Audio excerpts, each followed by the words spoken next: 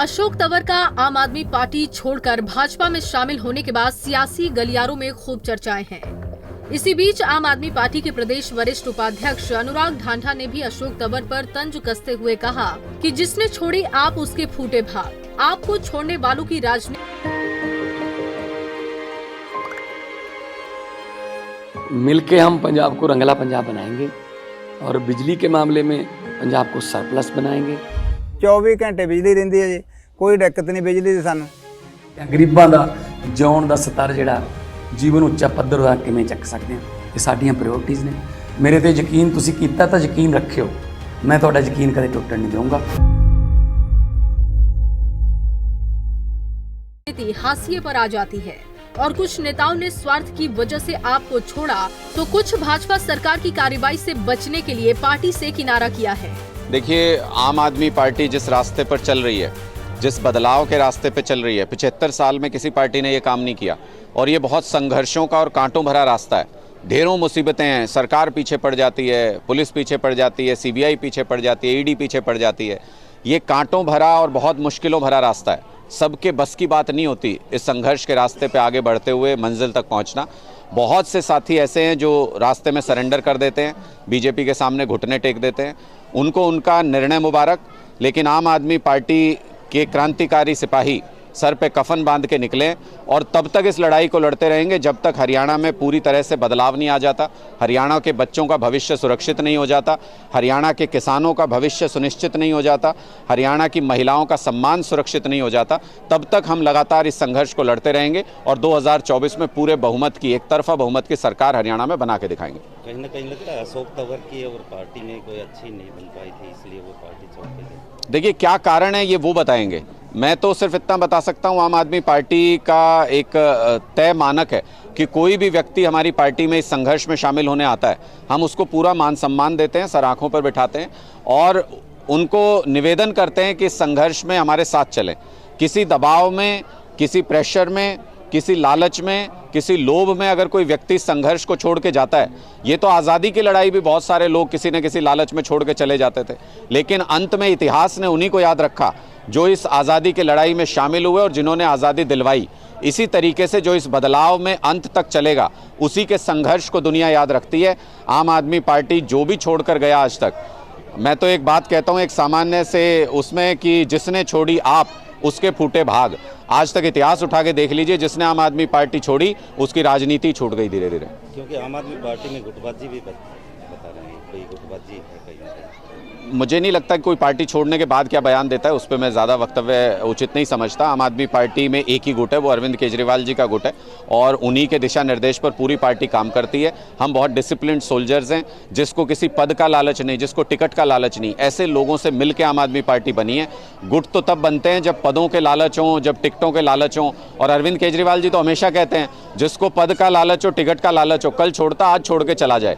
यहाँ पर आज़ादी के मतवाले हैं, यहाँ पर बदलाव चाहने वाले संघर्षशील लोग इस पार्टी में हैं और वो लोग मिलके इस संघर्ष के रास्ते पे आगे बढ़ते रहेंगे। हरियाणा में आम आदमी पार्टी का सीएम का चेहरा कौन है? जब समय आएगा तो आपको वो सारे पॉलिटिकल निर्णय भी जो चुनाव के वक्त बताए जाते हैं, उस वक्त में वो सब निर्णय लेके आपको बताएंगे।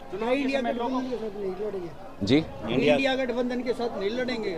देखिए, पूरी तरह से आम आदमी पार्टी इंडिया गठबंधन के प्रति कमिटेड है और पूरे देश में लोकतंत्र और संविधान पे जिस तरीके का खतरा भारतीय जनता पार्टी के राज में, ये हमको वापस गुलामी की तरफ ले जा रहे हैं। चुनाव आयोग को ये गुलाम बनाना चाहते हैं, सुप्रीम कोर्ट को ये दबाव में रखना चाहते हैं, सारी एजेंसियों को खत्म कर देते हैं। ताज़ा उदाहरण आप चंडीगढ़ में देख लीजिए।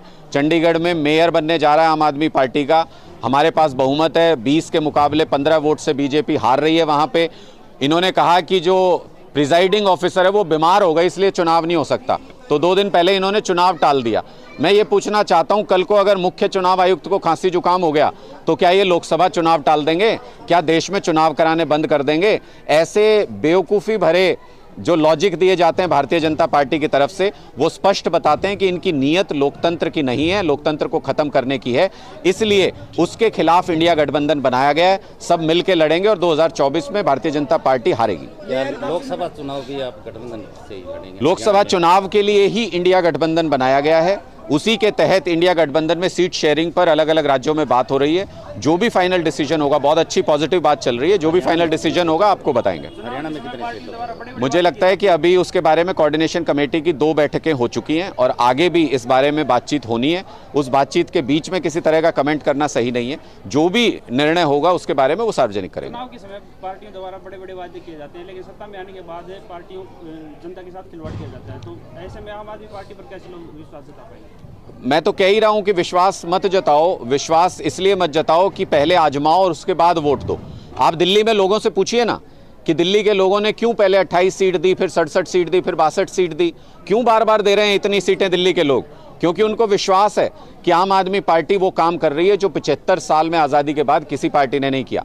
पंजाब के अंदर आप देखिए, एक तरफा बहुमत मान सरकार को मिला और अभी लोकसभा में भी 13-0 पंजाब के अंदर होने वाला है। तो इससे आप अंदाजा लगा सकते हैं कि पंजाब के लोग क्यों बार बार वोट दे रहे हैं आम आदमी पार्टी को, क्योंकि पंजाब के लोगों को लगा कि ऐसा काम हो रहा है जो आज़ादी के बाद किसी पार्टी ने नहीं किया। जब दिल्ली और पंजाब के लोग विश्वास करते हैं तो हरियाणा भी दोनों राज्यों के बीच में आता है। हरियाणा के लोग भी इस बार पूरा विश्वास आम आदमी पर करेंगे। जब भी चुनाव नजदीक आता है तो ईडी की छापेमारी करवाई जाती है, तो उसको लेकर क्या? जब जब भाजपा डरती है तो ईडी को आगे करती है। मुझे लगता है कि भारतीय जनता पार्टी के अंदर डर है कि इंडिया गठबंधन के हाथों बुरी तरह से हारने जा रही है भारतीय जनता पार्टी, इसलिए उन्होंने सभी विपक्षी दलों के खिलाफ सीबीआई और ईडी जैसी अपनी एजेंसियों को खुला छोड़ दिया है और सबको, सारे विपक्षी दलों के पीछे लगा दिया है। सबको जेल में डाल दो, किसी को प्रचार में मत जाने दो, किसी को चुनाव मत लड़ने दो। ये तो तानाशाही हो गई, फिर लोकतंत्र कहाँ रहा? SRK का जो यात्रा चल रही है उसको लेकर क्या है? उनका आंतरिक मामला है उनकी पार्टी का, और कांग्रेस पार्टी में ये बहुत एक तरीके से परंपरा है गुटबाजी की। उनको मुबारक, वो आपस में लड़के इसी तरीके से खत्म हो जाएंगे। अनुराग ढांढा ने साफ शब्दों में कह दिया कि भाजपा उन पर कार्रवाई ना करे, इसीलिए वो खुद को भाजपा में शामिल कर रहे हैं। बता दें कि ढांढा चरखी दादरी में ग्रामीणों को 28 जनवरी की जींद में होने वाली बदलाव रैली का निमंत्रण देने पहुंचे थे। चरखी दादरी से पुनीत शिवराण, पंजाब केसरी टीवी। हमसे जुड़े रहने के लिए हमारे YouTube चैनल को सब्सक्राइब करें और नई वीडियो की नोटिफिकेशन के लिए बेल आइकॉन को दबाएं। अगर आप ये वीडियो Facebook पर देख रहे हैं तो लाइक जरूर करें और ज्यादा से ज्यादा शेयर करें। धन्यवाद।